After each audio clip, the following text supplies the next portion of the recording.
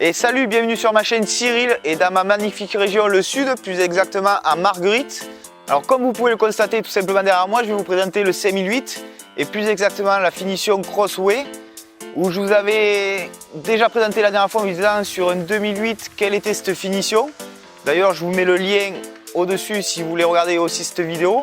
Vous verrez un petit essai que j'avais fait avec quelques péripéties. Alors là j'étais un peu trop optimiste, je suis monté mais c'est un petit peu touché dessous. Alors ce véhicule est un véhicule neuf que j'avais à disposition chez moi et qui est vendu. Donc vous comprendrez que je ne ferai pas d'essai routier, je voudrais juste vous montrer la finition pour vous aider à faire votre choix si vous hésitez entre les différentes finitions. Celle-ci pour ma part est une très bonne finition qui est assez complète.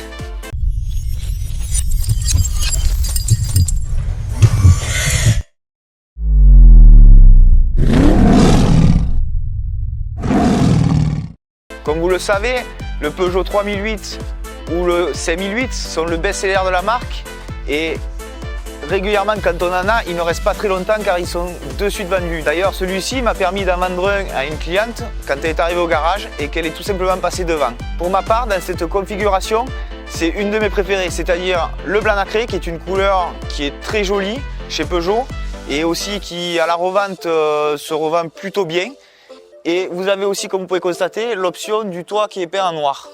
Ce C1008 a aussi une finition essence, donc c'est tout simplement le 165 chevaux THP, qui est un très bon moteur. En fait, c'est tout simplement le moteur qu'on peut avoir dans la 308 GTI, dans la 208 GTI, mais qui en comparaison a moins de puissance. Il est doté de la boîte EAT6 et tous les nouveaux modèles, eux, possèdent alors aujourd'hui la boîte EAT8, qui est une très bonne boîte où on gagne en poids et en consommation. Petite question, je vais voir si vous avez bien révisé. Je ne sais pas si vous vous rappelez, mais dans ma vidéo du 2008 Crossway, je vous avais posé une question où je donnais la réponse au cours de la vidéo et je vais vous la reposer. Savez-vous ce que veut dire le logo Crossway qu'on peut constater sur l'aile avant gauche et notamment sur ce C1008, on le voit sur les montants des portes arrière où on peut y voir des coordonnées GPS. Donc je vous laisse réfléchir. Si vous ne savez pas, regardez dans ma vidéo du 2008.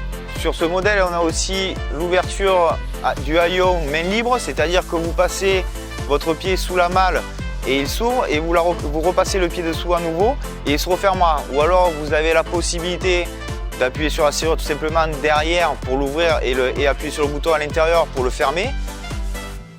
Et vous avez ensuite aussi une troisième possibilité, c'est le bouton qui est à gauche du volant, en dessous du tableau de bord, où vous appuyez 2 fois sur le bouton de façon à l'ouvrir ou à le refermer. Ça c'est valable quand vous êtes dans la voiture et qu'un passager par exemple veut charger dans le coffre. On a aussi le grip control où je vous ai montré son efficacité sur mon Peugeot Expert en Savoie. Je vous mets le lien d'ailleurs si vous voulez aller la voir aussi. On a le SOS Peugeot qui pour moi est quelque chose de très important. Je pense que ça devrait être obligatoire sur tous les modèles de voitures. À savoir que ce SOS Peugeot, donc vous avez un bouton où vous pouvez appuyer et avoir un appel n'importe où vous soyez si vous avez un problème. En cas d'accident et de déclenchement d'airbag, ils sont capables de savoir exactement où vous êtes et ils vous prendront la parole à travers les haut-parleurs de la voiture. Donc si jamais il n'y avait pas de réponse, et je ne vous souhaite pas que vous ayez fait un malaise, que vous soyez blessé, ils enverront automatiquement les secours derrière. C'est vraiment une option qui devrait être obligatoire sur toutes les voitures de maintenant. Et Peugeot pour ça, on le remarque de plus en plus sur tous les modèles, il l'équipe.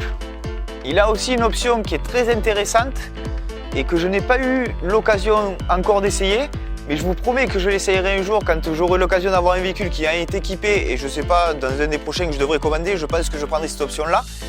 Et il faut un endroit adéquat, soit un terrain boueux ou un chemin avec de la neige en descente.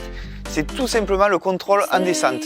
Donc j'ai regardé plus ou moins quelques vidéos, il vous maîtrise la vitesse, votre allure en fait et le système au niveau des roues, le blocage des roues, de façon à ce que vous ne perdiez pas le contrôle. Je pense que c'est vraiment valable et les tests qui ont été faits sont plutôt très intéressants. Effectivement, ça ne servira pas tout le temps. Maintenant, il y a des fois où ça permet de, comme le grip control, regardez chez nous, il n'y a pas si longtemps que ça, je vous ai fait une vidéo avec ma 308 GTI sur la neige. On est dans le sud, mais ça n'a pas prévenu, il est tombé 20 cm de neige. Quand vous avez un véhicule équipé du grip control, ça vous permet de rouler dans une certaine limite et sans avoir besoin d'équipement plus que les pneus mixtes qui sont montés à l'origine dessus. Quelque chose qui pour moi est super bien fini sur le 3008-5008, c'est vraiment l'intérieur, la forme des sièges. En plus là, comme vous pouvez voir sur les images, ils sont en cuir Alcantara avec les surpiqûres bleues, ce qui apporte un cachet supplémentaire et même à dire que ça devient vraiment du haut de gamme. Les 3 places derrière vous sont réglables en avant ou en arrière, ce qui vous permet, quand vous déployez les 2 sièges supplémentaires, puisqu'évidemment le 5008 est un 7 places, quand vous déployez les 2 places à l'arrière dans le coffre, vous pouvez avancer un petit peu votre rangée de derrière pour que les gens qui s'assoient sur les 2 places supplémentaires puissent avoir du dégagement au niveau des jambes. Et je pense que ça reste quand même un petit peu limite, mais c'est un très bon compromis et on garde un bon volume pour tout le monde. En contrepartie, effectivement, quand vous déployez les fauteuils, vous n'avez plus de place. Mais dans beaucoup de véhicules plus petits, vous prenez selon ce que vous avez à charger, je l'ai toujours dit, je vous le redis. Si vous partez en vacances et que vous avez besoin de beaucoup de valises, que vous avez un chien ou quoi que ce soit, une seule solution existe. Alors aujourd'hui, ce sont les barres de toit avec des coffres de toit. Ce qui permet d'amener un volume et de garder le confort à l'intérieur du véhicule. Toujours cette superbe face avant qu'on retrouve sur toute la gamme de Peugeot maintenant et qui, pour moi, encore une fois, je vous le redis, me rappelle les véhicules un peu américains.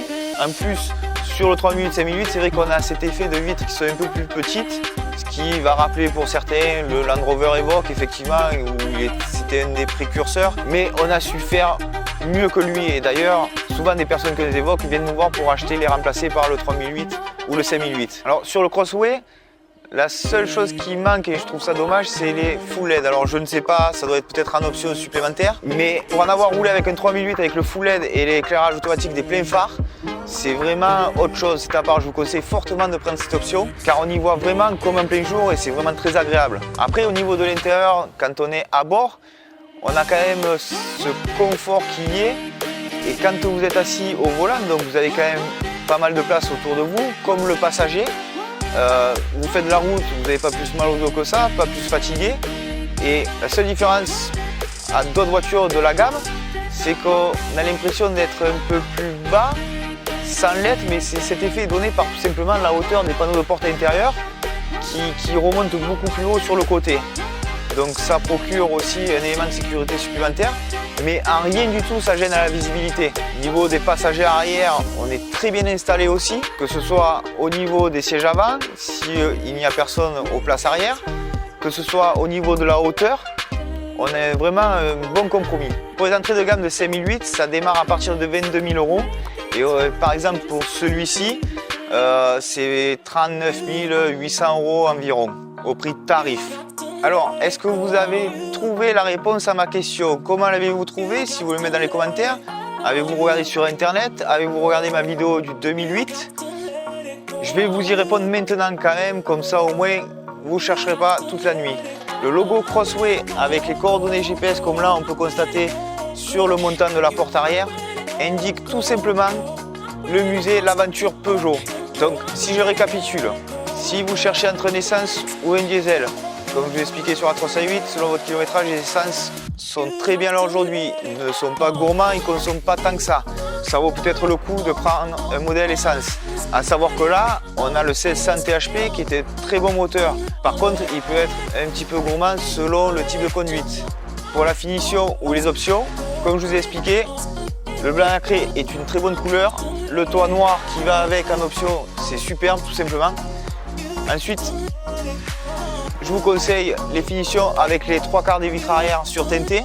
À l'avant, malheureusement, on n'a plus le droit. Les phares full LED. Prenez aussi le grip control. Regardez bien qu'il y ait le SOS Peugeot. Ensuite, il y a aussi l'assistance pour se garer. Ce qui est pas mal, c'est le Pack City. C'est une bonne option à avoir. C'est-à-dire quelqu'un qui ne sait pas faire les créneaux ou les rangements en bataille, ça peut être une très bonne aide. Donc pour ma part, pour l'avoir déjà essayé en plus, ça fonctionne très bien sur les créneaux. Le rangement en bataille, c'est un peu moins efficace car on est moins bien centré et il détecte moins bien les places. Ce que je ferai dans une prochaine vidéo, et malheureusement celui-là n'en est pas équipé, je vous ferai l'essai et je vous montrerai comment ça fonctionne. Ensuite, au niveau de la technologie embarquée, ils ont tous le CarPlay. Vous avez Donc la navigation 3D aussi. Vous avez le compteur digital où on peut récupérer le GPS, on peut mettre un mode que vous choisissez vous, les paramètres que vous aimeriez voir. Vous avez le mode minimal pour ceux qui n'aiment pas avoir plein de choses dans le compteur. C'est déjà au départ à chaud un véhicule qui est quand même assez complet. Ensuite c'est juste une question de goût pour la finition.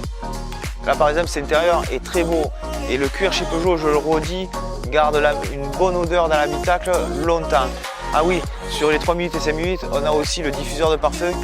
Ça c'est un truc magique, c'est-à-dire qu'à chaque fois que vous démarrez, vous avez cette odeur qui est diffusée, vous avez 3 ou 4 parfums et vous allez dans les menus du tableau de bord, vous réglez plus ou moins fort comme vous le souhaitez.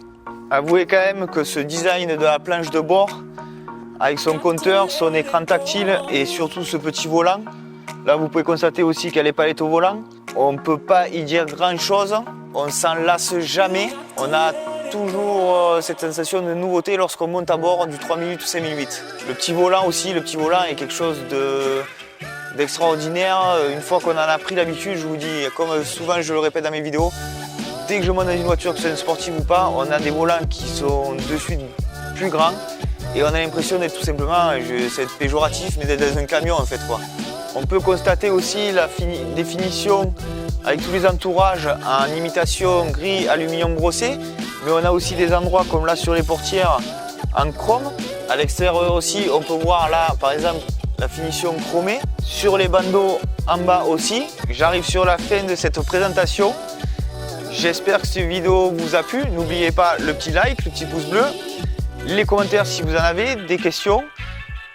En fait, un 3 minutes ou un 5 minutes, quand vous irez ou si vous regardez cette vidéo, c'est parce que vous êtes décidé à en acheter un qui vous plaît, comme 95% des gens qui viennent alors aujourd'hui.